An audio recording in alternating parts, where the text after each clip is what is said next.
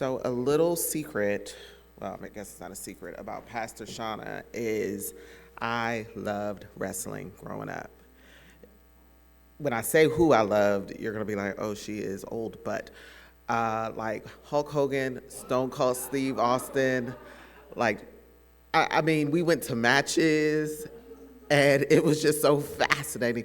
Now, I wasn't one to wrestle. I am a lover, not a fighter, but I used to love wrestling. It looks too fake now. I know, it wasn't real then either, but I used to love wrestling. So when I thought about this, as a pastor, we like to throw in a little anecdotal thing. I was like, maybe I shouldn't tell the Anabaptists about my wrestling history, but I loved it. And so that was a perfect children's time to ease us in today. We're still on our Old Testament journey through all of my favorite stories. That's the fun of getting to be your pastors. I get to pick until Advent, because I just can't wait. I'm so excited. But I remember growing up, and there was this commercial. And it was this sweet, sweet, sweet, well-lived lady. And in her comings and goings, she happened to fall. And no one was there to help her. And so she cried out in her fragile, I have fallen voice. I've fallen and I can't get up. And another fact, I am the person that home shopping, QVC, ads are made for. Because I'm like, oh my God, we need to have that. Like, while on my trip to San Diego, I went to a gift shop and they had these bracelets. I did not buy one, so let us rejoice. I bought some, but I didn't buy that one. But they had these bracelets and you could track an elephant. Now, I still might hold a little jealousy in my heart because Mona and George got to see all those elephants and they're my favorite animal. And I still remember our safari time. But I was like, oh my gosh, I shan't and can't make it to Africa this year, but I could get and track this elephant. And so I'm reading the back of it, and I'm like, oh my gosh, okay, so you get its name, you get its where it is, you get a location tag, you can check it on the internet, and you can see it. And one of the people there with me was like, well, what happens if something happens to it? And so then I began to mourn. This elephant that I do not know, that I have not tracked, and I just figured the emotional buy-in was a bit too much. So here I am, maybe 12 years old, knowing that I need a Life Alert bracelet, that my grandma and every person I know needs this Life Alert bracelet, because then the commercial fades away, and it's a gentleman this time, and he falls, and I think he fell in the bathroom, which is worse. So now I am terrified. But he had around his neck this big old chunky button, and he pushed that button, and it was like, Life Alert, how can we help? Victory. Do you hear me? I was so grateful that this person I do not know in this place I've never heard of was able to get rescued. The sweet lady went from feeling helpless, the kind, I don't know these people, I'm giving all these great adjectives. Maybe he was just a mean old man, but he did not deserve that fall. And they went from this falling to knowing that someone would come help. And that is what I thought about as I studied and re-associated myself with this story of Jacob. The feeling of knowing that in the event of something happening, you can have assistance. That there is someone standing by to either take your call and ship you your item, or standing by to help you. While the passage I picked for this Old Testament journey is not a tale of an ancient life alert, it is the story of someone who was down, who was experiencing life in the way that we do. Sometimes it's good, and other times, well, there are insurmountable valleys. This passage highlights our human common struggles, how our actions have consequences, and how falling and failures are not always fatal with God's divine help. Jacob's story does not start where Leah read. I try not to pick real long passages because I don't want to get run out of here. So I just picked the snippet that I can. Meanwhile, I want to read the whole thing and just have us here for a different kind of story time. Jacob did not start at the 90s era wrestling match. His whole story is representative of the part of our humanity that sometimes we wish people wouldn't talk about, that sometimes we wish people didn't remember or didn't mention, the part where we may have been more slick, the part we may have been more sly, the times we may have not been the most honest or performed poorly or did something that we should not have done. And maybe I should have used I statements and said I, but I thought that royal we would do just fine. So I'll go back and I'll tell a little bit of Jacob's story. Jacob's name meant to follow at the heel or to supplant. He earned that name during his birth because as his twin was being born, Jacob was fighting, even in utero, to be first. He grabbed his brother's heel, and I couldn't imagine what that must have looked like to that midwife. These babies coming out literally on the heel of one another. But it didn't stop there. Jacob was known as a trickster, a hoodwinker, a bamboozler. He convinced Esau to sell his birthright for a bowl of stew. That better had been some good stew. And conspired with his mama to trick Isaac. But in the midst of his behavior, he was not exempt from being conspired against.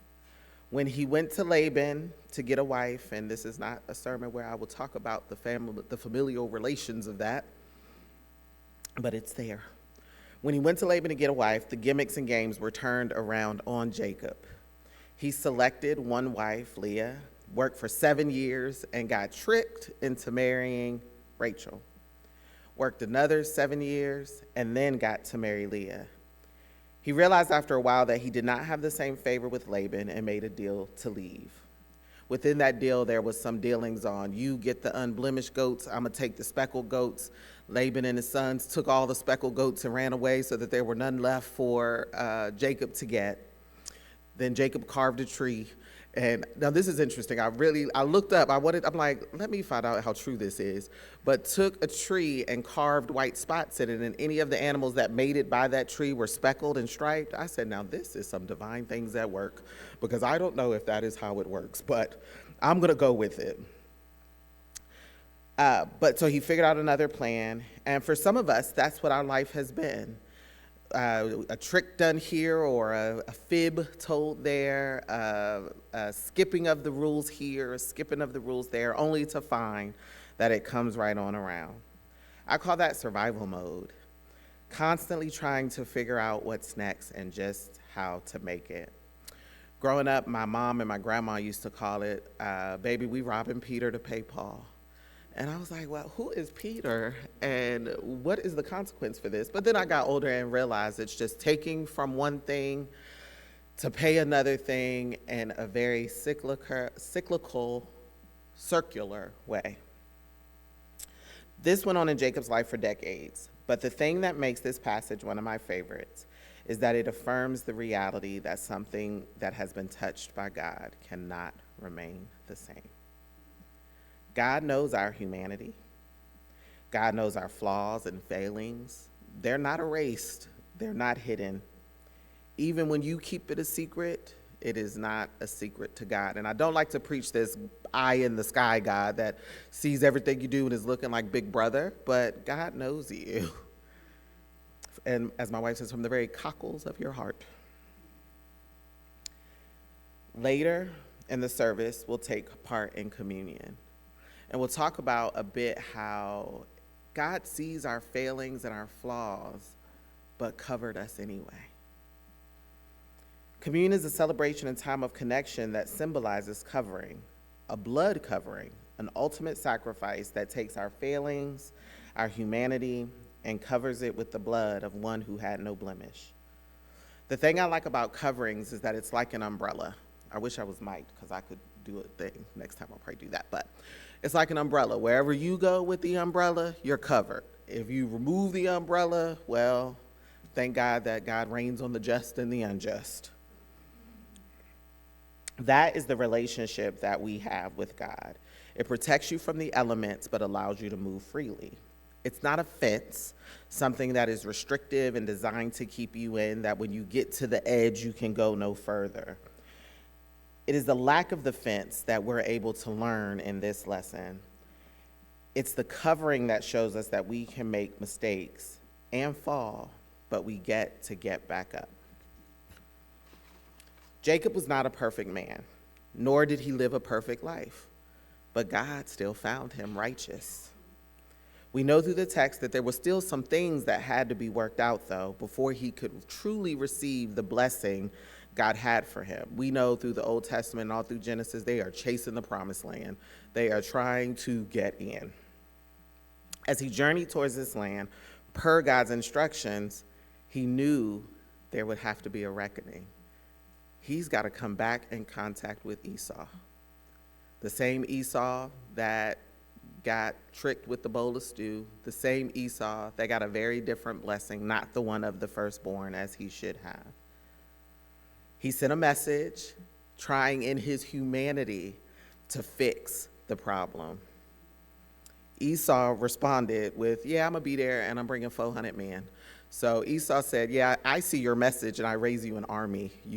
We are not friends, bro. Was this going to be the moment his past was going to catch up with him? He tried to convey to Esau that he was a changed man. He had been an immigrant working for Laban. But sometimes our human fix is not enough. Sometimes when we've done things that have caused others harm, our intention to fix it alone or to show the ways we've changed and how we've grown are not enough to make it right. We instead have to continue forward with God's help and prayer for divine intervention. In verse 9 of chapter 32, Jacob prays earnestly, starting with the realization that he knows he does not deserve it. Jacob says, I am not worthy. I have not been loyal. I've done all of these things. Jacob got real with God. Isn't that something when we can go to God with our truth? Jacob didn't wax poetic. It wasn't flowery in his plea. He was real. And that's what we got to do. Say all the things. Take the accountability. Trust that God already knows. But as the way, the truth, and the light, she delights when we meet her with that same truth. After praying and sending some gifts over to Esau in an effort to, again, soften the soon coming blow he expected, I don't know what you send an army of 400, but he sent over quite a few things. He stayed back. I suspect he wanted to be alone if this was going to be his last night. He succeeded in getting his family before him to safety, but he needed that extra time and space to keep praying. How many of you recognize that posture, that late in the midnight hour, that I'm running out of time, the prayer that says, look here, God, I can't let go until you bless me? That's where Jacob was. That was his prayer. An angel of God, which at that time to him was a man, met him in that place. And that is where the wrestling match commenced. I wish we had lights and a smoke machine because that would have been a perfect place for a little extra drama. The prophet Hosea in the book of the same name, in chapter 12, verses 2 through 4 wrote, the Lord has a charge against Judah and will punish Jacob according to his ways, but respond to him according to his deeds. From the womb, he tried to be the oldest of twin brothers. As an adult, he struggled with God. He struggled with the messenger and survived. He wept and sought his favor. He met him at Bethel, and there he spoke with him. Jacob fought with this angel all night. At daybreak, the angel said, look here, let me go. We've been doing this for too long. But Jacob had come too far to tap out now. There would be no safe word. He needed a blessing. He needed divine help.